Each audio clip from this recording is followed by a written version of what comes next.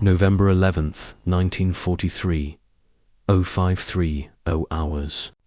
Bougainville Island, in the suffocating heat of the Solomons. The jungle mist clings to the ground like a shroud, heavy with the smell of wet rot and impending violence. On the perimeter of the 3rd Marine Division at Empress Augusta Bay, the silence is deafening, broken only by the drip of condensation from palm fronds. Staff Sergeant Thomas Callahan lies prone in the mud, the wooden stock of his Springfield M1903 pressed intimately against his cheek. His world is narrowed down to the circle of glass in his unearthly 8-power scope. To his left, 15 yards away, sits an object that defies the logic of modern warfare, a Campbell's chicken noodle soup can. It is rusted, dented, stripped of its lids, and staked into the earth at a precise, calculated angle. This piece of trash is about to become the deadliest weapon in the sector. At 0547, the sun breaches the horizon. A single, razor-sharp beam of light hits the tin. It reflects instantly, shooting a brilliant flash across 700 yards of killing ground, straight into a cluster of dense foliage concealing a Japanese observation post. The light holds for 2 seconds. Then, Callahan reaches out and nudges the stick just an inch. The beam moves. 700 yards away, discipline cracks. A Japanese observer, driven by fatal curiosity, shifts to investigate the anomaly. He rises just enough to clear the sandbag parapet. For 3 seconds, his head is visible. That is 2 seconds more than Callahan needs. The Springfield barks, once a sharp crack that is immediately swallowed by the jungle. Downrange, the observer collapses. It is the first kill in what will become the most harrowing 5 days of sniper warfare in the Pacific Theater. Before the week is out, Sergeant Callahan will use that soup can to dismantle an entire enemy regiment, rewrite the doctrine of psychological warfare, and prove that in the hell of combat, imagination is more lethal than gunpowder. The road to this moment of lethal improvisation began 6 months earlier and 4,000 miles away, at Camp Lejeune, North Carolina. Thomas Callahan wasn't born a soldier. He was crafted in the Bitterroot Mountains of Montana. He was a farm boy who learned the language of the wind and the patience of the earth hunting mule deer and elk. He didn't just shoot. He understood the air between him and the target. In March 1943, Captain Harold Morrison watched Callahan on the range. While other Marines fired with mechanical rhythm, Callahan waited. He took 15 extra seconds, feeling a crosswind that didn't even stir the grass, before drilling iron sight shots at 300 yards that clustered like a tight fist. Morrison asked him about his past. "You hunt before the war?" Callahan's reply was quiet. "Elk, mostly. Some deer." When asked the distance, he simply said, 700 yards. "With my daddy's iron sights." 3 days later, Callahan was on a train to Camp Pendleton, bound for the Scout Sniper program. It was there that Gunnery Sergeant William Henderson drilled a new philosophy into him. Killing is the last resort. You are intelligence first, executioner second. And if you shoot, you must break their minds as well as their bodies. Henderson warned him that the Japanese were not elk. They adapted. They learned. To survive, a sniper had to be a ghost, never repeating the same trick twice. It was a lesson Callahan absorbed into his marrow. Callahan landed on Bougainville on November 1st, 1943, amidst the chaos of 14,000 Marines storming the beaches. For a week, it was a grinder of conventional infantry combat. But on November 8th, the war became personal. Callahan's spotter, Corporal James Rivera, made a fatal error. He raised his binoculars for 3 seconds to scan the tree line. A single shot from a Japanese sniper, hidden in a platform 600 yards away, ended Rivera's life instantly.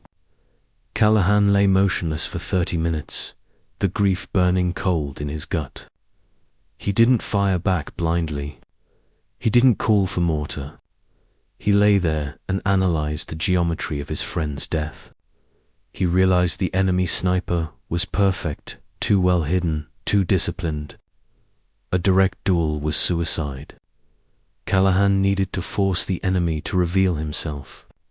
That night, huddled in his foxhole, staring at a half-eaten tin of chicken noodle soup, the answer flashed in the dying light of sunset. A reflection. A distraction. He marched to Captain Morrison with a plan that sounded like madness. "I need to use soup cans, sir. The enemy is trained to spot muzzle flashes and movement. They aren't trained to ignore random beams of light." Morrison was skeptical, but the casualty reports were grim. He gave Callahan the green light. November 9th was the dress rehearsal. Callahan planted 5 cans in the pre-dawn darkness, creating a constellation of potential reflections. As the sun rose at 0615, he worked a system of strings like a puppeteer, manipulating the cans from cover, flash, darkness, flash, darkness. It was a visual Morse code of nonsense. 20 minutes passed in agonizing silence. Then a Japanese soldier, bewildered by the flickering lights and assuming they were signal mirrors, stepped out from the tree line to investigate. He raised his optics. Callahan's bullet took him in the chest at 480 yards. The soldier fell, and the jungle went silent. Callahan didn't celebrate. He moved. By the time Japanese mortar pulverized his firing position 30 minutes later, he was 300 yards south, already planning the next deception. That afternoon, he refined the art. He punched holes to change the shape of the light. He muddied the metal to dull the shine. He was no longer just a sniper. He was a stage director of death.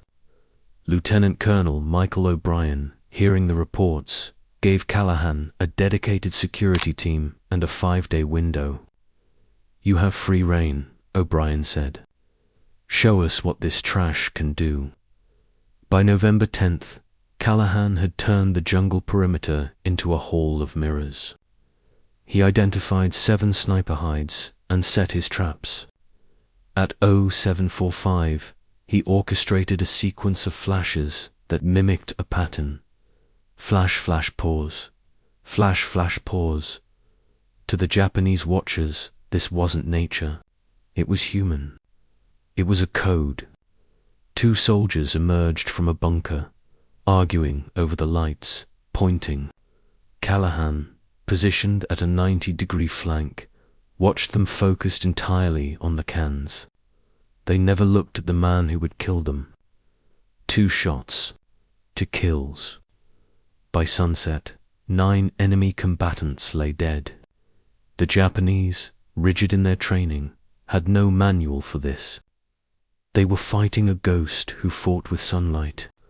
But the real test came on November 11th. Callahan had located the primary threat, the ace sniper in the great tree who had killed Rivera. This enemy was smart. He wouldn't fall for random blinking lights. Callahan decided to feed him exactly what he wanted: intelligence. Callahan dubbed it the command Post Gambit. He set his stage carefully, having his security team haul radio equipment and map cases into a clearing, pantomiming a high-value command center. Then he positioned the soup cans to flash signals back and forth, simulating urgent communication.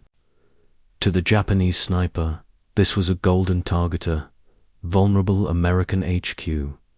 Callahan set up 500 yards to the north, watching the great tree. For 90 minutes, the jungle baked in the heat. Then, a branch moved against the wind. A tiny opening in the foliage, no wider than a dinner plate, darkened. A shape moved behind it. At 11:27, 6 inches of rifle barrel slid through the leaves. The enemy sniper was taking the bait, lining up on the fake command post. Callahan exhaled, his heart rate dropping to a slow thud. Range, 712 yards. Wind, 8 miles per hour. He held 2 feet right, 30 inches high. The trigger broke. The .3006 round arced through the humid air, a 2-second flight of judgment. It threaded the needle of the foliage and struck the Japanese sniper. The rifle barrel dipped, and a body crashed through the canopy, hitting the jungle floor with finality.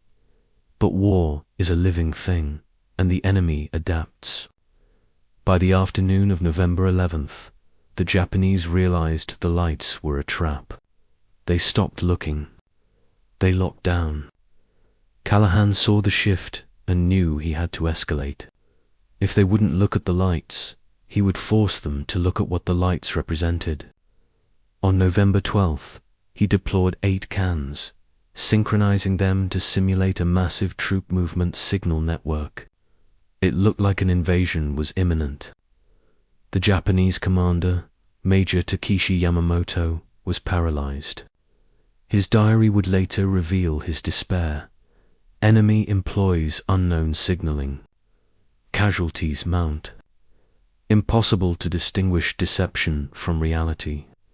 Desperate for clarity, the Japanese sent out patrols. Callahan and his team were waiting. By midday, 16 more confirmed kills were added to the ledger. November 13th was a blood. Callahan racked up 27 confirmed kills.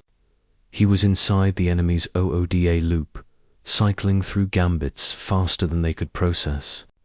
He used the cans to simulate artillery observers, then patrol coordination. The Japanese were seeing ghosts in every shadow. Diaries recovered later described demon magic, soldiers terrified that the light itself was killing them. On November 14th, the operation reached its crescendo. Callahan staged a fake assault preparation. The reflection patterns suggested a massive build-up. Believing an attack was seconds away, Japanese officers broke cover to reposition their defenses, exposing themselves to the killing zone. In 90 minutes, 11 soldiers fell, including 2 officers.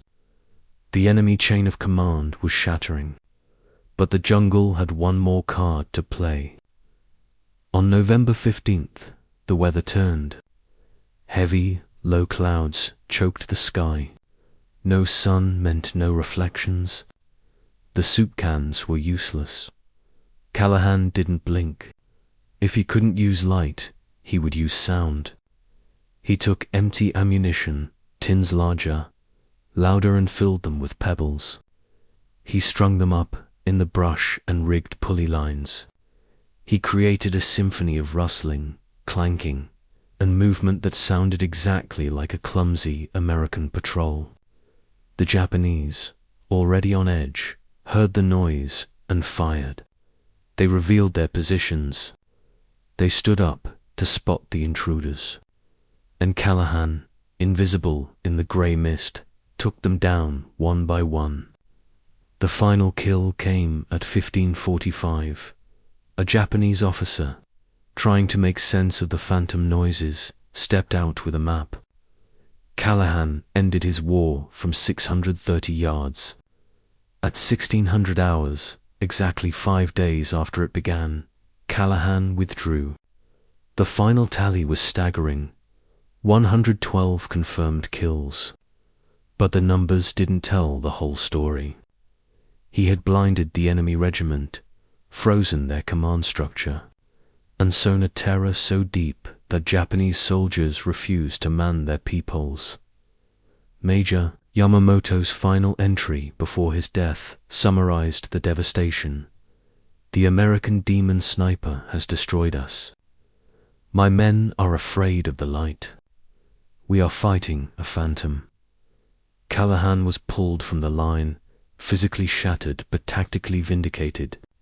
He spent 2 weeks recovering, writing a report that would become the Bible of Marine sniping, employment of improvised deception devices. He wrote, "The soup can succeeds because it targets the mind.